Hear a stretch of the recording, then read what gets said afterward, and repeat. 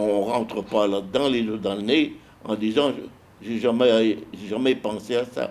C'est pas vrai. J'ai reconnu que j'étais plus capable de rester à la maison. J'ai été, disons, forcée, mais j'aurais de loin préféré rester chez moi. Mais chez vous, madame, vous auriez pu faire, vous auriez pu subvenir à tous vos besoins? Non, non. Eh bien, Oui, c'est ça. alors là, à ce moment-là, on est obligé de se dire, j'ai de la chance de trouver une maison comme celle-ci. Évidemment. Eh oui.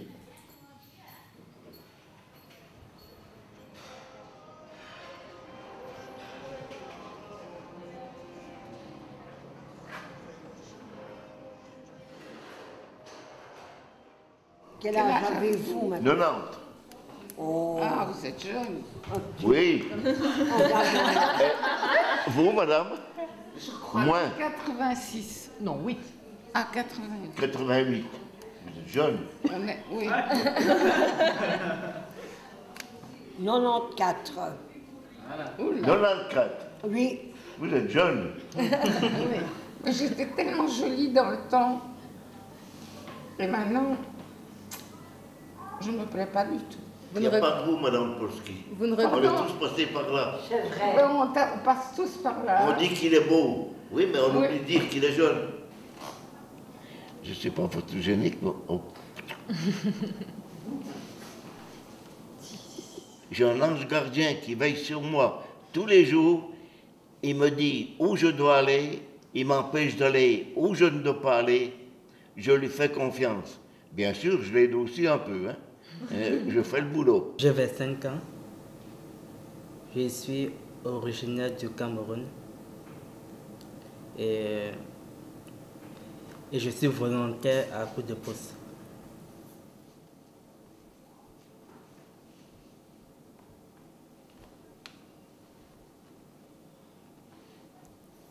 J'ai 21 ans, je suis d'origine congolaise.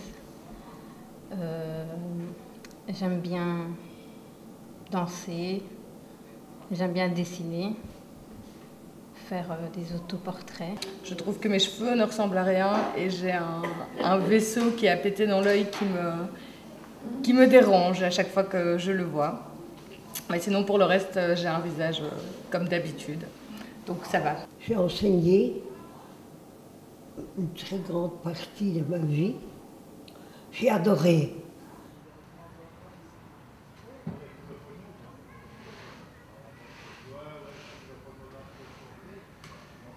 Alors, on est occupé à faire un atelier vidéo qui s'appelle Passeur de mémoire.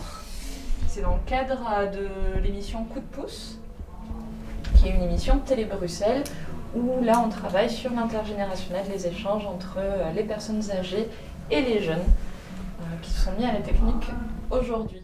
Qu'est-ce que je dois dire maintenant? Comment vous vous trouvez le matin quand vous vous regardez dans le miroir? Ben, que je vieillis tout doucement. Je n'ai plus 20 ans. J'ai perdu mon mari il y a 20 ans, on est seul, mais enfin, on est seul. Je suis très contente de venir ici. Bon, voilà. On fait des bêtises, on fait des choses plus sérieuses. Vous faites des bêtises. C'est quoi faire des bêtises à Julia? Non, des jeux, hein, non, on est convenable, hein. Oui. Je ne me vois plus bien dans le miroir de toute façon. Qu'est-ce qui va pas? Mais c'est pour me raser. Hein. Pour me raser le matin, c'est assez difficile. Heureusement que la mousse est blanche. Il y a des matins où je sais que je suis fatiguée, que j'ai pas une bonne tête, alors ça sert à rien. Je sais que il y aura rien à faire. C'est pas grave, ça ira mieux demain. Un peu comme Willy, on verra bien demain. Ouais. Mais il me faut quelqu'un à côté de moi. J'étais personne pour une fois rire. D'ailleurs, vous êtes au bon endroit. Oui. Moi, je n'ai pas eu la chance d'avoir mes grands-parents, donc je ne connais pas les personnes âgées. C'était une première pour moi. Et en fait, je me dis que oui, c'est une bonne transmission de voir parfois les personnes âgées parce qu'elles ont toujours des histoires, des anecdotes à nous donner et tout ça. Je ne voulais plus aller à l'école parce que ça n'avait pas fort. Mais j'étais déjà en 5e commercial. Et mes parents m'ont dit, tu ne vas plus à l'école, mais tu vas travailler. Ah oui. Je rentrais doucement. Et je progressais en montrant ce que je savais faire. Mais je ne suis pas arrivée en disant moi je sais ceci et moi je sais là. Non. Et j'arrivais. Je suis arrivée jusqu'à la direction, hein, mais calmement. Le problème, c'est que maintenant, on te dit, voilà, tu vas plus à l'école, tu vas travailler, mais où? À l'époque, on trouvait de l'emploi dans la branche dans laquelle on s'était formé. Les gens avaient une certitude qu'à la fin de leurs études, ils trouveraient un travail. Quand on est chômeur, parce que vous ne pouvez plus rien faire comme votre voisin fait. Lui, il fait des tas de trucs que vous ne pourrez plus faire maintenant. Le travail, c'est une valeur et c'est important de travailler. Oui. Des travailleurs, il en faudra toujours. C'est impossible qu'il n'y ait pas de travailleurs. Si vous travaillez, ce n'est pas obligation. Faut pas se leurrer. C'est pour avoir un salaire pour payer ce que vous devez à Pierre et à Paul. C'est tout. Le travail, c'est que ça. Je suis comme Henri Salvador, hein, moi. Ne rien faire, c'est la conserver.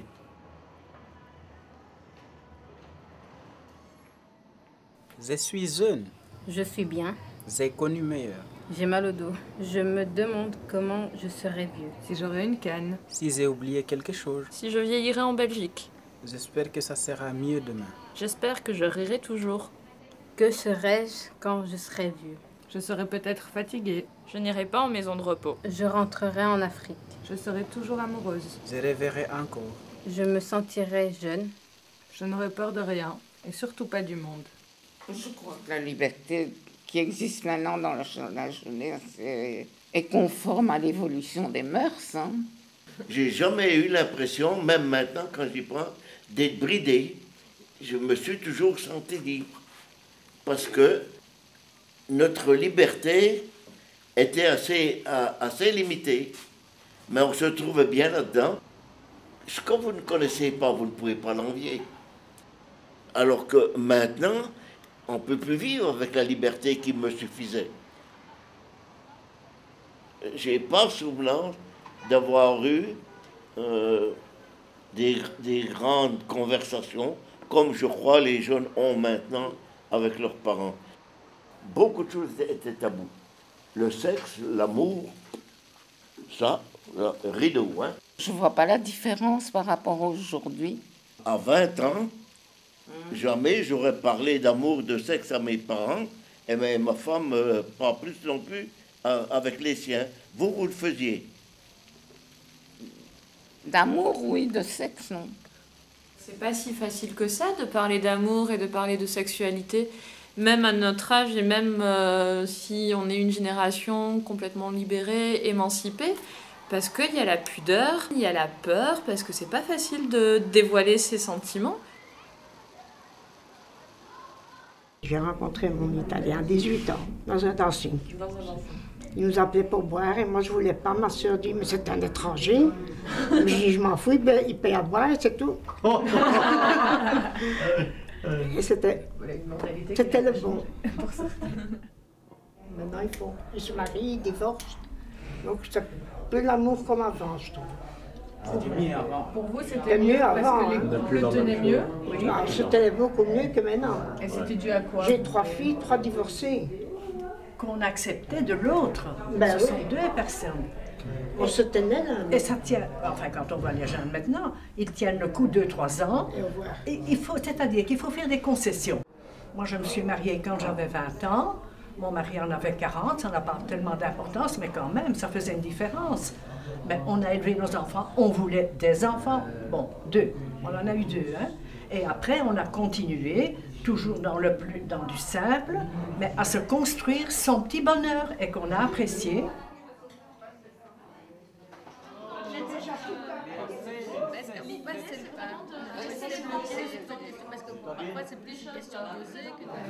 Votre talent. Mon talent, j'avais très bien dansé. Ah, j'aimerais comment Boogie, tout ce que tu veux. Je suis une excellente danseuse. Une excellente danseuse. Maintenant, plus à cause de mon genou, mais avant, je dansais, je n'arrêtais pas.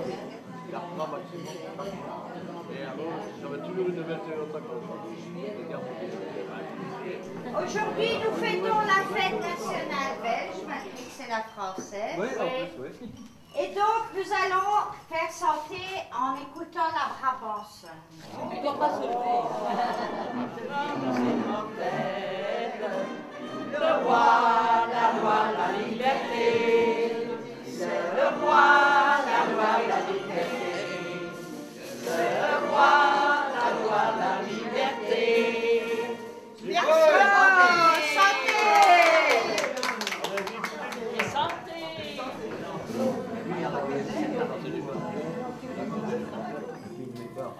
On est parti dimanche dernier pour aller à Paradise, pour visiter les pandas, tout ça.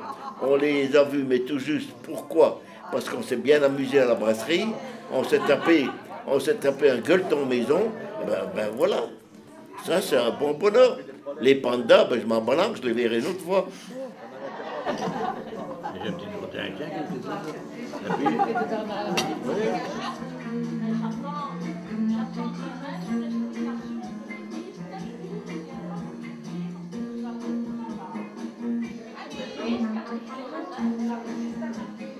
J'aime la musique.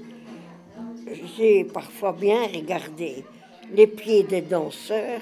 Ça a l'air simple, mais je ne sais pas. Pour moi, je m'amuse autant, mais avec ma manière, avec mes moyens actuels.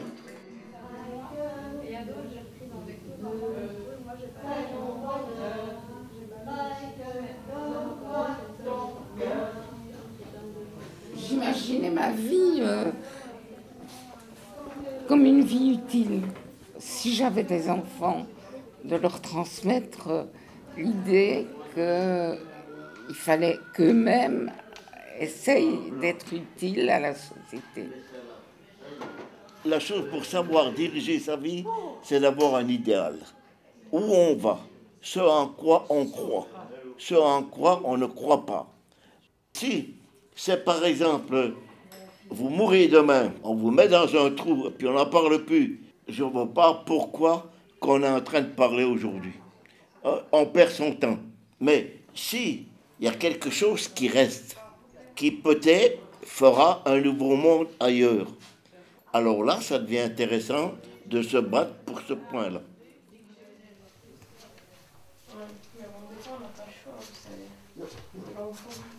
C'est sûr. Voilà, j'y suis. Ça va aller? Merci beaucoup, certainement.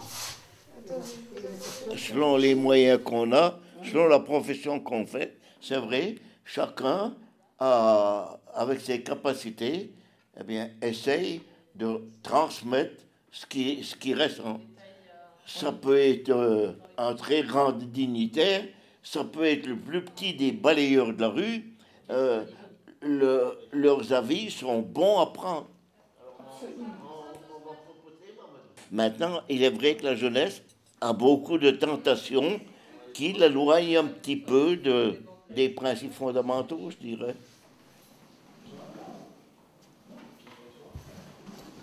Moi, en étant jeune, et puis moins jeune, et puis même âgé, j'aimerais ressembler à quelqu'un. Je voudrais faire quelque chose pour arriver à son niveau.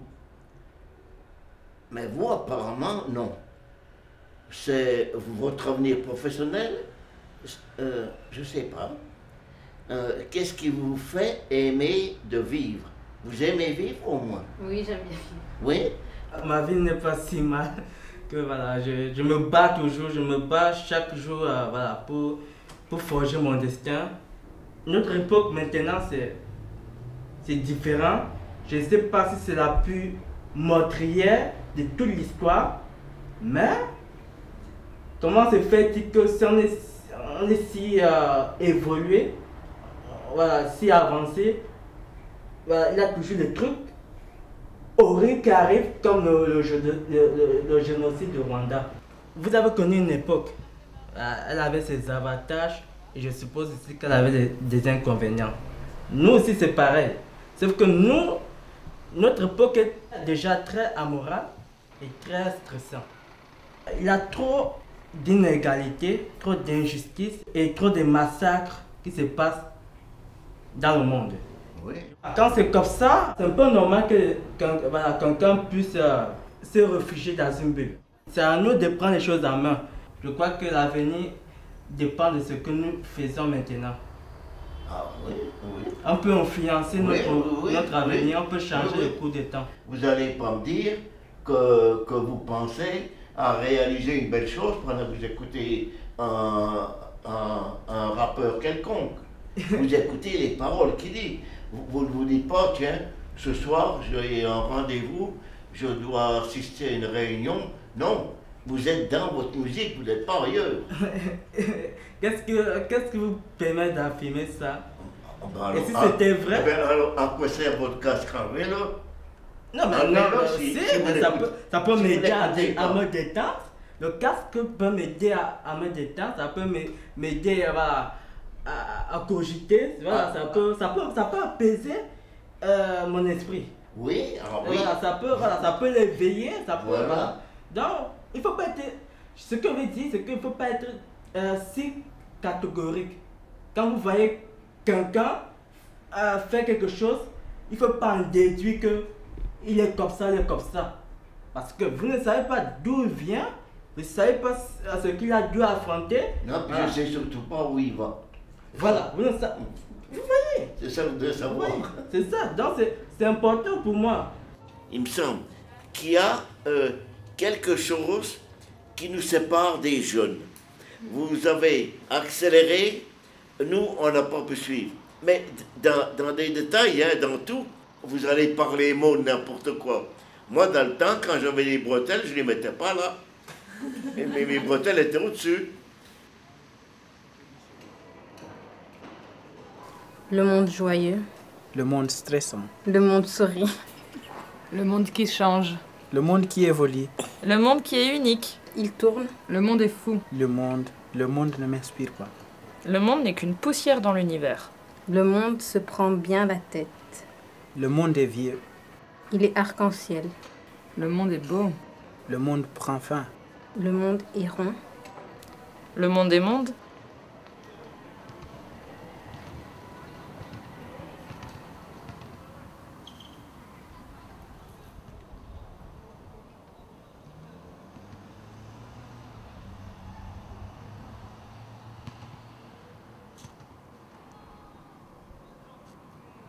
Mon père est mort en déportation. Ma mère est morte, elle était déjà âgée. Une sœur qui est morte d'un cancer. J'ai perdu une fille morte d'un cancer. On m'a dit, mais tu ne portes pas le deuil, tu ne fais rien. Je dis, mais non, je n'ai pas à pleurer.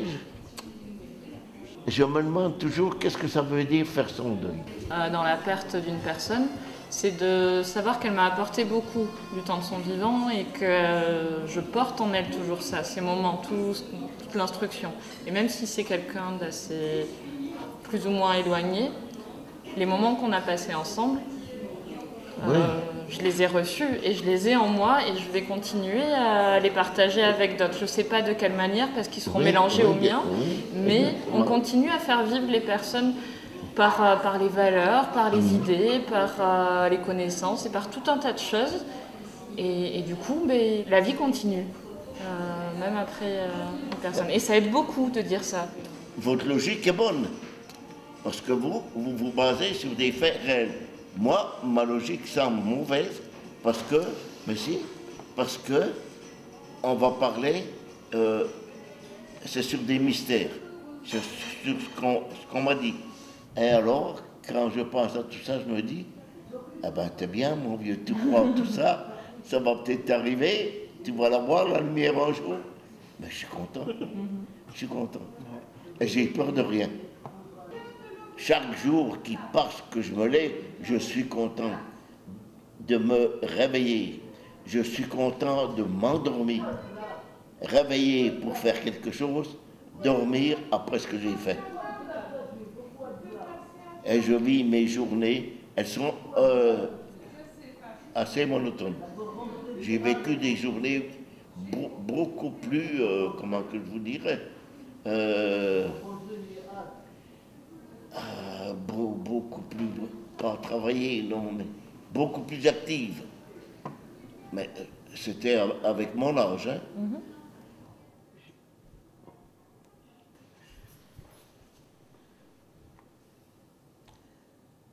J'ai perdu un jour une dent. Je suis allée chez un dentiste qui a dit qu'il ne savait rien faire.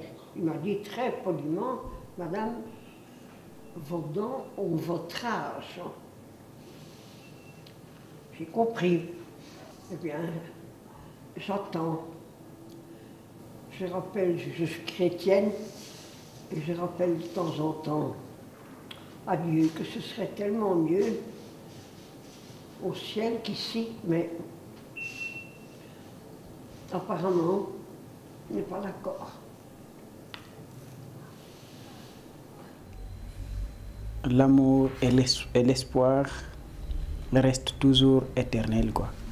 C'est quelque chose qui reste, même quand on est vieux ou vieille, on reste toujours avec l'amour et on a toujours d'espoir.